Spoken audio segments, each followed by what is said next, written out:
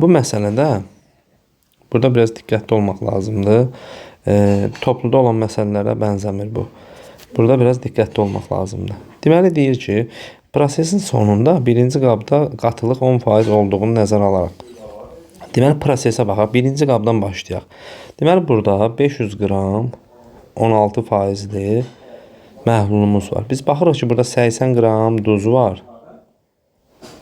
420 qram da su var. Və baxırıq ki, bax qaba 4x qram su girir. Yazıram, üstə gəl 4x. Və baxıram ki, qabdan x qram da su çıxır. Minus x. Onda yekunda mənim olur 80 qram duzum. Duza bir şey olmur. Suyum isə olur 420 plus 3x. 420 plus 3x də suyum. Və deyib, bu proseslə yekunlaşandan sonra qatılıq 10% olur. Omegam 10% olur. Mən buradan bu düsturdan istifadə x hesablaya bilərəm. Yazıram ki, omega bərabərdir. Duz bölünsün məhlul vurulsun 100. Omeganın yerinə 10 yazıram. Bərabərdir. Duzun yerinə 80. Məhlulun yerinə də bunların cəmini. Yəni 400 plus 3x. 400 yox. 500 plus 3x. Vurulsun 100. Buradan 100-dən 10 ixtisar gedir. Burada qalar 10. 10'u 80'ə vursa 800 bərabərdir.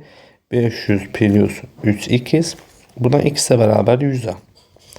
X-i 100 tapdıqsa bizdən soruşur ki, 3-cü qabdakı məhlulun qatılığını hesabla prosesdən sonra. Deməli, bu 3-cü qaba baxırıq.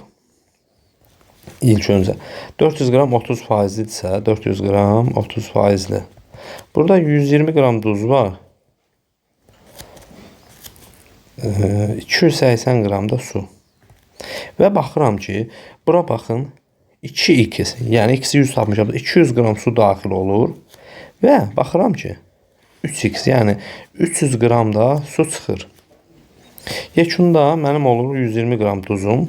Suyuma baxıram ki 280, 200, 480-dən də 300 çıxanda 180 qram da suyum. Və salın. Burada deyir, yekunda qatılığı hesabla. Onda yazım omega bərabərdir. Duz bölünsün, 120 bölünsün, ümumi. Yəni duzla suyun cəmi. 300 vurulsun, 100. Sıfırlar gedər, yerdə qalan isə 40%. Yəni burada doğru variant B variantıdır.